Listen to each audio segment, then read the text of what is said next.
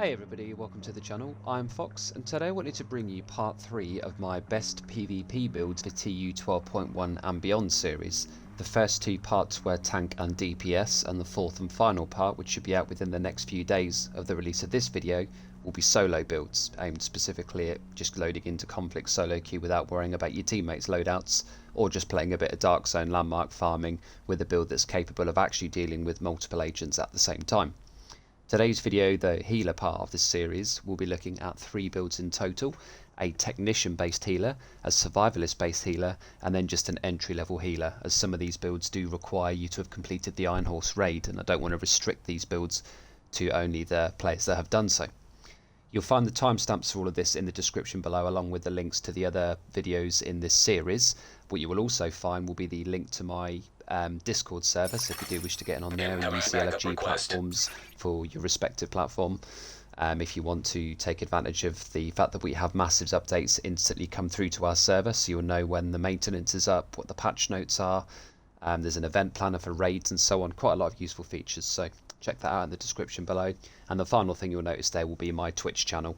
If you do wish to watch me stream, I usually do so about once to twice a week, most likely PvP, but I have been raiding and doing some other things as well, so be sure to check all that out.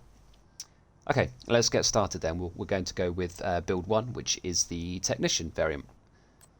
So the reason that we are using Technician for this particular build is for 2 reasons. One, it gives us a +1 skill tier to any build. So usually to hit a good healer build you would need 6 skill tiers, and now what we can do is have 1 blue on our build, which will be fantastic for staying alive a bit longer. As you can see on the left there, my health is now 913k with those knees rolled to blue. It also gives us +10% skill healing as well. So when you go into the front desk at the base of operations, you can manually change whether Technician gives you +10 skill damage or +10 skill repair. So lots of reasons to use this. I always swap my EMP grenade off to the concussion grenades. This is great for just helping your teammates to close kills, but the EMP grenade can be very powerful for shutting down abilities, as the duration does last quite a long time. The weapon that you want to use will only ever really be the Capacitor, as this is so easy to obtain. I'm even going to recommend this on the beginner's build, but all you need to do is complete 5 challenges in the summit on any difficulty and of any ease. So there are, I think, easy, medium and hard. Just do the easy ones. You can get this within about an hour, if that, by yourself. So very, very easy to get. And the reason this is so important, the first part of the Capacitance talent doesn't help us at all, but the second part is very useful, and you'll be surprised at just how many kills you can help close with this weapon when you don't need to immediately heal. For each skill tier gains 7.5% weapon damage. So a lot of additional weapon damage on this build just for having this particular weapon. Secondary and sidearm, I don't use these at all, so it really is up to you what you go for here. I literally never swap off because there's no reason to do so. So future initiative will be the gear set of choice here. Now, just a little spoiler alert, this is going to be the gear set we're going to be using, albeit in different places for all 3 builds, and the reason for that is it's just so ridiculously powerful in PvP. I've tried damage hybrids with this, with all rolled to crit chance and crit damage on a high-end set. I've just tried a traditional high-end set before Future came out, and none of them quite compete. Yes, you can squeeze a bit more healing out of a high-end set, but I would class that as overhealing. You know, the whole point of a healer is to support your team, and that's not just healing them, that's actually a multitude of things. Future Initiative really helps us with that for several reasons. The 2-piece gives us 30% repair skills, which improves the healing of our skills, so this is always very powerful for a healer set. And what you do want to make sure you've done is roll every single piece on your build to repair skills as the minor attribute, and then you want all 3 of your mods as skill haste. So we're already getting loads of repair skills from the 2-piece. The 3-piece gives us 15% skill haste, which is great for getting our charges back, and 30% skill duration. This actually buffs not only the length of time that our hive stays on the floor and our Mentor Seeker mine on the Survivalist version, but what it also does is buff the duration that the cloud stays on the floor from the Reinforcer Chem launcher. So if you're going to use this skill, which is recommended in PvP, then the cloud duration that you see on the right there, the 4th line down says 7.5 seconds. Yes, this is indeed being buffed by the 3-piece. And the 4-piece is where it really begins to shine. Increase you and your allies' total weapon and skill damage by 15% when at full armor. This is an individual stat for each player. It's a multiplicative 15% bonus. So if I was personally at low armor, but my teammate was at full armor, they would still get that 15%. I don't personally need to be at full armor to do that. It's just individual, similar to tardigrade. On top of all of that, when you repair an ally, you and all allies within 5 meters of you are also repaired for 60% of that amount. So if I've got a tank, I don't know, say a high blue Hunter's Fury guy up front, and I'm sat back with the sniper, and I heal that tank up front, that heal, 60% of it will instantly pass on to me, as well as to anybody within 5 meter radius. And you can tell when they're close because you have a green line connecting you. So the reason Technician is great here is for that 1 blue on the build, we can afford to run around within our team a little bit more, and essentially double healing them. 1 with the initial heal from our skill, and 2 from the ground control talent. So 4 pieces that you want rolled. Now where you have them is slightly limited. You need to avoid having the chest at all costs because Empathic Resolve offers more. As this is the more advanced build, you definitely want to be running the backpack, as what this essentially does is double the proximity repair from ground control to 120%. So once again, if I have a tank in front of me, I heal him for exactly 1 million. I will heal my team myself instead of the 600k. I'll now heal 1.2 million. It's more than the original heal. So the backpack is a must for the more advanced healer build. Once again, you need to make sure this is rolled, like everything else, to repair skills. The 1 blue I have on my build is the knees. You want to make sure that you have at least 1 piece on here rolled to blue. Well, I say at least maximum of 1 piece.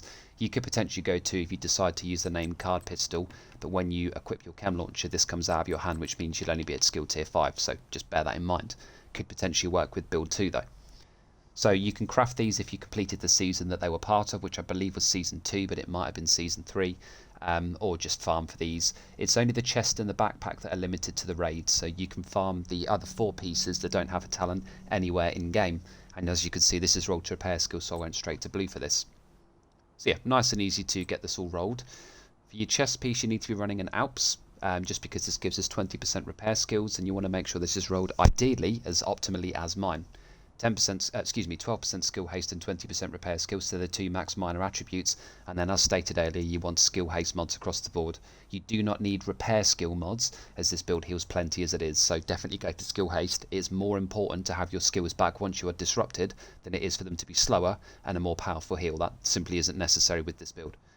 What Empathic Resolve does is not too dissimilar to ground control.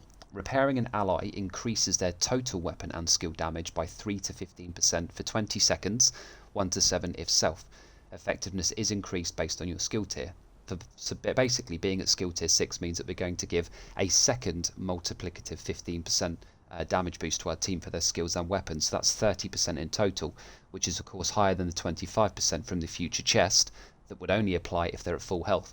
This way, if they're at full health, they'll gain 15% from future, and if they then take some damage, we can heal them, giving them a further 15%, which means they will do an insane amount of damage.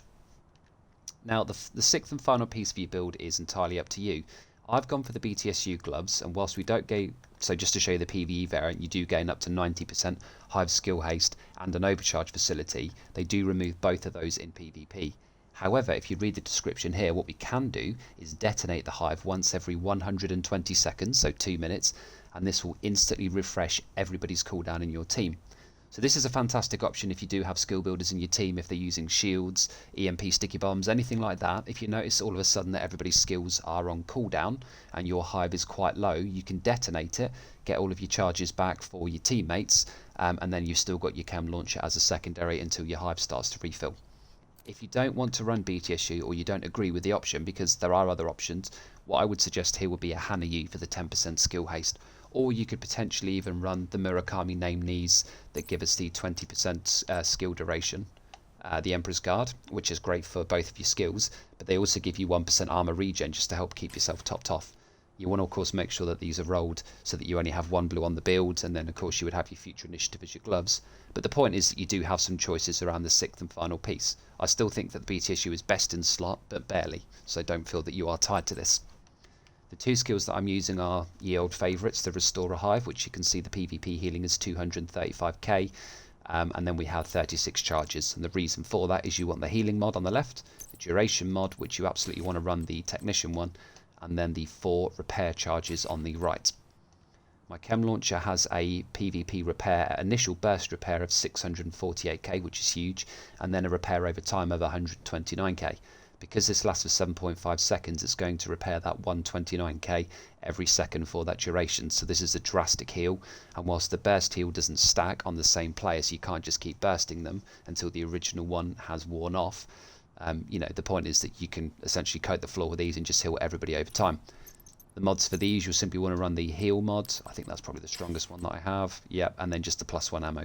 You should only ever have the +1 ammo in here. You can get skill haste as well. I've tested it, it's not as good. The +1 simply equates to more healing and more uptime on your chem launcher. So those are the two mods that you want to go for there.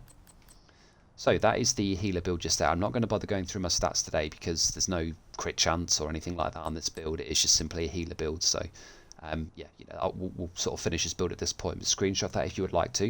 What we'll now do is move into the second build, which is the Survivalist variant. Okay, so on to build number 2, the Survivalist variant. This is very similar to the first build in terms of the pieces that we are using, but Survivalist does offer some unique and powerful advantages over Technician. Technician is definitely better for survivability, and then Survivalist, interestingly, is better for general support for your team. So we have made a few tweaks to the build that are worth noting. So let's get started at the top again. Survivalist offers, first of all, 15% outgoing healing. Now this of course doesn't apply to yourself, but anybody that you heal or any skill that you heal, even if it is your own skill by the way, that does indeed count, and you'll just gain 15% more healing than you usually would. You gain 10% skill haste while sat in cover, which is also very useful for those longer dark zone runs where maybe you're sat right at the back and you've been disrupted and you lose your skills. You can just sit in cover safely and, you know, get those skills faster. Not the biggest feature of the build or the class, but it's still a nice little feature. And maybe my personal favourite, even over the 15% skill healing, is the 10% additional damage for your entire team to any enemy that is status affected. Now where that status effect comes from is irrelevant, as long as they are status affected. So if your teammates are running ridgeways, jammer, skill builds, or of course another feature of Survivalist, you set them on fire with your incendiary grenades, then your entire team will do more damage. And this is just for free. This, you know, just by having Survivalist equipped, you'll enable this. Incendiary grenades are probably the single best grenade in PvP. You get 7 in the dark zone, 2 in conflict, and these have a very wide radius, which means you can essentially close off entire areas. Or if you know they're camping behind an area, you could throw an incendiary grenade, tell your team to push, they'll then gain the 10% additional damage from you having Survivalist, and of course your opposition can't aim down sights because they are burning. So a very useful feature as well. So that's why we're choosing Survivalist for this build. We're still using the same weapons, the Capacitor purely for the 7.5% additional weapon damage per skill tier. Not a necessity, but you won't be able to do much damage with any other weapon, and you know, Reformation isn't a needed weapon or talent on this build as it does enough healing anyway, so the Capacitor is best in slot. As stated before, you can get this by completing 5 easy challenges in the summit on any difficulty, so there's no reason not to go and farm this if you don't already have it. We are using very similar pieces to before, the full future initiative set. Again, just to recap on these, the two-piece bonus even gives us 30% repair skills. The 3-piece gives us the skill haste and skill duration, very powerful for both of our skills. And the 4-piece gives us the ground control, which is the first source of 15% multiplicative skill and weapon damage to anybody in our team, including ourselves, as long as they are at full health. Not only that, but when we do repair an ally, anybody else within 5 meters of ourselves, including our own personal health pool, will be healed by 60% of that amount. We are once again running the raid exclusive backpack. You can get both the blueprint and the backpack only from Iron Horse. This gives us the 120%, so it's basically doubling the proximity repair from ground control, which is exceptionally powerful, and in my opinion, the only option you should ever run in PvP if you have it. It's just way too good not to use, as it does even more healing than your actual skill. Every piece, as is the previous build, needs to be rolled to repair skills with skill haste as your mods. So you see the mask here, max repair skills and the skill haste mod, and then the skill haste mod on the chest piece. The chest is once again the same, the Alps chest piece. You should always have an Alps on your build, so I recommend just going for the chest, as it will give us the 20% repair skills and 12% skill haste. Ideally, if you can get these two, they are best in slot. You can see that 3rd skill haste mod there, and then of course we have the Empathic Resolve. So on top of the 15% multiplicative damage from ground control, this is the same buff, but it applies when they are not at full health. So at any given time, your teammates will be at least 15%, if not 30% more damage, which is of course higher than the 25% from the future chest, and that is the reason that we don't use it. Repairing an ally increases their total weapon and skill damage by 15% for 20 seconds and 7% for self. That does go down based on your skill tier, but we are sat at skill tier 6 on this build. The final piece of this build, and this is just like the BTSU gloves from the previous Technician build, is entirely your choice. My personal preference here will be the Murakami knees. The reason for this is they give us 20% skill duration, which drastically helps both of our skills, and I will come to that in a second, but it also gives us the +1 armor regen. As these only ever drop with a skill tier, there is no reason why you can't have these triple god the moment you get any pair, regardless of how bad they seem, as all you need to do is roll repair skills on. That 1% armor regen helps to make up for the fact that you don't have the extra armor core from the technician version. Now yes, you could just run the named card pistol to give yourself the +1 skill tiers. You don't need to do weapon damage on a healer build. The capacitor is just there if you have an opportunity. Obviously that shouldn't be your priority. You could just equip this and run a blue on your build as well, but that means that you couldn't use your chem launcher as effectively, as when equipping that it does drop you back down to skill tier 5 as the pistol is no longer in your hand. However, the two skills that we are using are flexible. Now, I previously have never been a fan of the Mender Seeker mine, but my friend Rabbits from the Clan on the Move, OTM, has been using this on his healer build, and it's fantastic because it's just a drop and forget kind of skill. What you can essentially do is get this to follow somebody, or you can just let it do its own thing. But whilst you're using this with a secondary healing skill, namely the Reinforcer Chem Launcher, this just is fantastic. The duration of this is 306 seconds with those Murakami knees, so this thing lasts forever, and it's only got a 14.5 second if it does break, which of course will be even faster if we sit in cover from Survivalist. This is better than the Chem Launcher and the Restorer Hive, for the simple reason that it doesn't have charges. All it does is it will go over to somebody, drop a cloud on the floor. The cloud will last for 13.6 seconds if you look on the right hand side there. This is again buffed by the Murakami knees. So it's going to drop a cloud on the floor. Yes, it will only heal 58k per second, but that's over 13 seconds. And this is just going to keep dropping clouds on the floor all the time. And as you don't need to control this, it's actually a fantastic skill. But of course, if you prefer not to, you could always just go for Yield Faithful, the Reinforcer Chem Hive. Once again, using the same mods that I recommended in the previous part of the video, which is the healing mod, the repair charge, and the duration. For the Seeker mine, you want to make sure that you're using a radius mod over skill haste, as this thing has massive uptime and very low cooldown. So always go for a radius mod. You want to be using the 15% healing mod that comes as part of Survivalist on the left side, and you want to be using the 15% health on the right side, just because there's no other better mods to go here. So the second skill that we are using is the Reinforcer Chem Launcher. This does more than enough healing to not need the Hive to support it, and of course we have the Seeker mine here anyway. So this does the 626k burst heal, followed by the 125k heal over time. And you now notice that our cloud duration on the right hand side, fourth line down, has gone from 7.5 seconds up to 8.5 seconds, purely because of the introduction of the Murakami. So I still think the Murakami is best in slot as your secondary. Where you put it is your choice, but I do like the knees on this build as we don't need that much skill haste with the mods that we have. Don't forget the 15% outgoing healing is going to improve the healing of both of these skills as well. So that's the Survivalist, a bit more of an advanced build as we have less armor, but we do have the opportunity of swapping out our skill to the Mender Seeker. I would say play around with this. If you still prefer the Hive, that's absolutely fine. You don't want to change your build in any other way other than the skill, but try out the Mender Seeker. It is a surprisingly useful little tool that isn't going to heal somebody through a massive burst of damage, but it's just fantastic for doing its own thing whilst you manually shoot them with the Reinforcer Chem Launcher. What we're now going to do is move on to the third and final build, which will be our beginner's build. This is designed if you are relatively new to healing and you maybe haven't completed the Iron Horse raid as of yet. Okay, so here we are. This is the last build of the series, and this one is designed to allow beginner players to healers, so essentially people that maybe haven't dipped into PvP or certainly in healing PvP too much and maybe haven't had time to complete the Iron Horse raid, which does gift you the Future Initiative backpack and chest. This build is just designed for you guys. You do have a lot of flexibility here. You may see that I've stuck on Survivalist even though we don't have the blue armor core from the Technician variant, which is always useful for survivability. I do feel that Survivalist just offers more towards your team in general. And you know, one thing I did forget to mention in the previous build was the armor kit that heals your entire team as well. So even if you are disrupted, you can still heal your team. So I do prefer the Survivalist version over the Technician version, and that's why I've decided to go for it.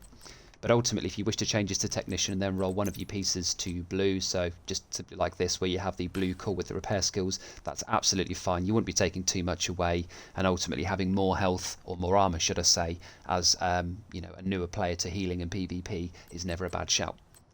But for the purpose of this build, we are sticking with Survivalist for all the reasons that we previously mentioned. The armor kit that heals everybody, the skill haste when in cover, the increased outgoing healing to all everybody that isn't yourself, including theirs and your own skills, and the burn grenade that enables the 10% additional damage to any status affected enemies for your entire team. That is whether the burn comes from your incendiary grenade or whether just a random status effects comes from one of your teammates.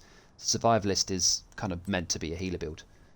I'm going to assume that you don't have the capacitor with this build if you are looking just to put this together quickly. Again, as previously stated, the capacitor is exceptionally easy to get, but if for whatever reason you don't have it, just pick any assault rifle that has reformation, as headshots will grant you 30% skill repair for 15 seconds, quite a long duration. This is only going to improve your skill healing further, particularly if your pieces are not as well rolled as mine. Again, I am just assuming that you are more of a beginner to the game or a casual player and maybe don't have the best rolls. Reformation is a great way to help that out, but if you can, you still want to get into the summit, set it to the easiest difficulty and complete 5 challenges, and you will then unlock the capacitor, which enables you to do 7.5% additional weapon damage per skill tier. Of course, we have 6 in total. But yeah, again, just sort of going back to the fact that this might be for the more casual players and the beginners out there, you probably want to spend less time fighting your enemy and more time healing your team. So the reformation, you just pop a couple of headshots or whatever you can land, and then you can go right back to healing with that additional healing. Secondary and sidearm we're not going to be using at all on this build, so don't worry about these at all. We're still running the 4-piece Future Initiative set, just because, as previously stated, it is the best healer set in the game compared to any other variant. And what I've done here is equipped all 4 pieces that can be farmed without completing the raid. You gain all 6 pieces in the raid, so the backpack and the chest, but they are unique to Iron Horse, and you can have all 6 blueprints obtained from that raid as well. But you don't need the blueprints for the 4 pieces that I have equipped, which is the mask, holster, knees and gloves. You simply need to go onto your map, find out wherever Future Initiative is, or go to the summit, and you'll get these in no time.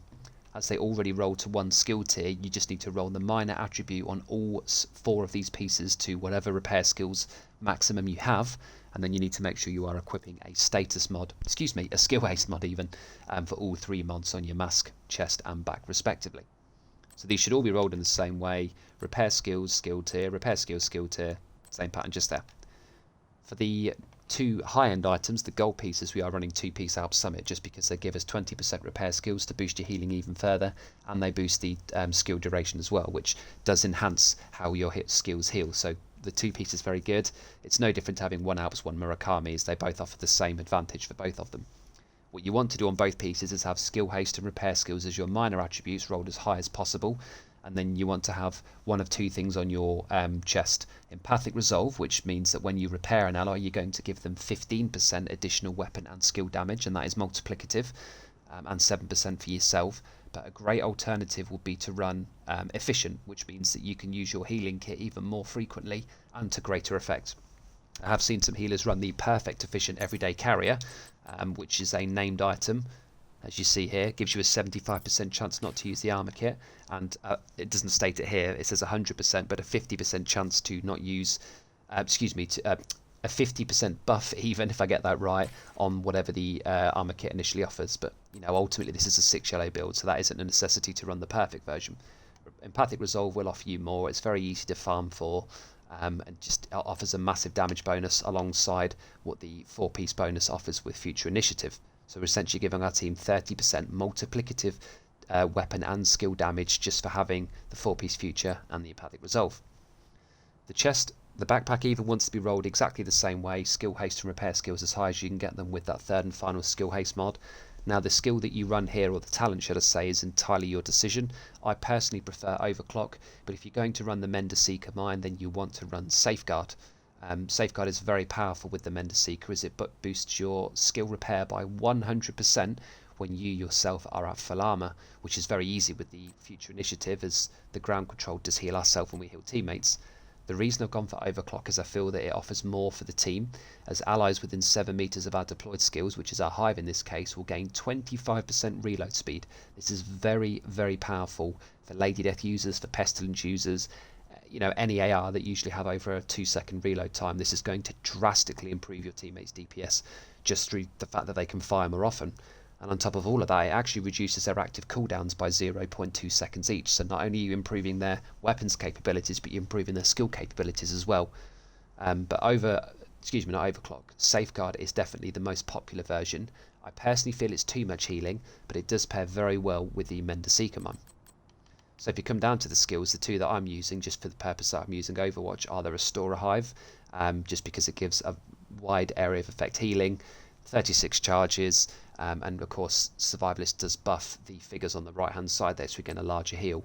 And then the chem launcher, so that I can pop this into my allies separately from the hive, just to make sure if they're taking a lot of damage that they get a large repair. And again, these numbers on the right will be buffed by the Survivalist passive.